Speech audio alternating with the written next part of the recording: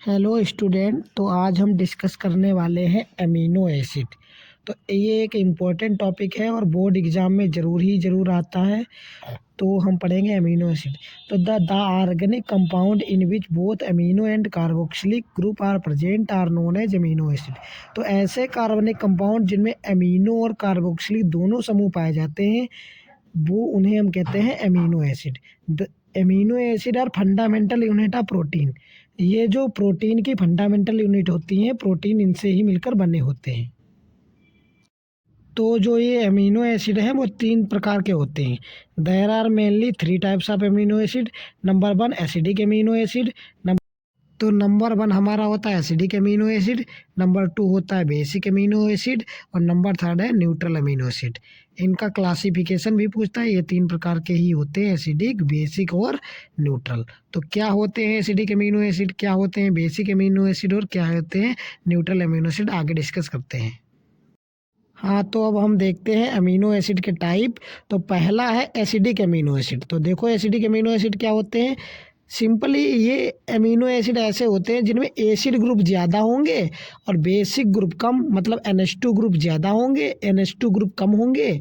और जो acidic group है COOH या जिसको कार्बोक्सिलिक ग्रुप बोलते हैं वो अधिक होंगे। यही लिखा है, the amino acid in which number of amino group are less than number of carboxylic group.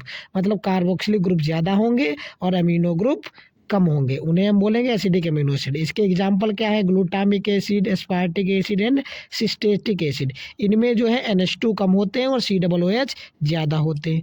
दूसरा आपका है बेसिक अमीनो एसिड।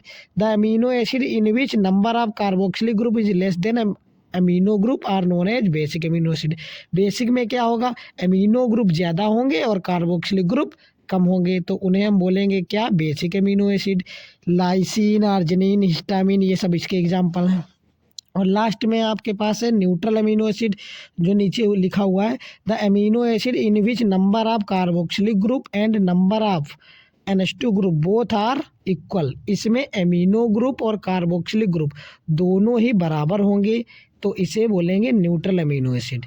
समझ गए ना, क्योंकि जो COOH होता है वो एसिड ग्रुप होता है, तो एसिड ग्रुप है तो एसिडिक होगा, अगर एसिड वाले ज़्यादा है तो एसिडिक होगा। और NH2 जो होता है वो बेसिक ग्रुप होता है, तो अगर NH2 वाले ज़्यादा हैं तो बेसिक ग्रुप होगा।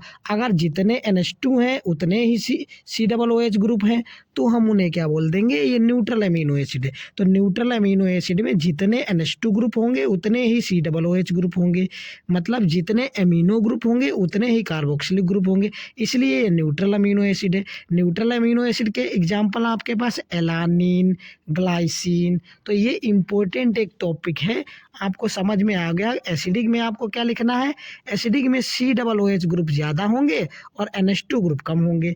बेसिक में NH2 ग्रुप ज़्यादा होंगे, COOH कम होंगे। इसी प्रकार न्यूट्रल में NH2 और COOH दोनों ही ग्रुप क्या होंगे, बराबर होंगे। इनके एग्जाम्पल याद रखना, ठीक है। Thank you.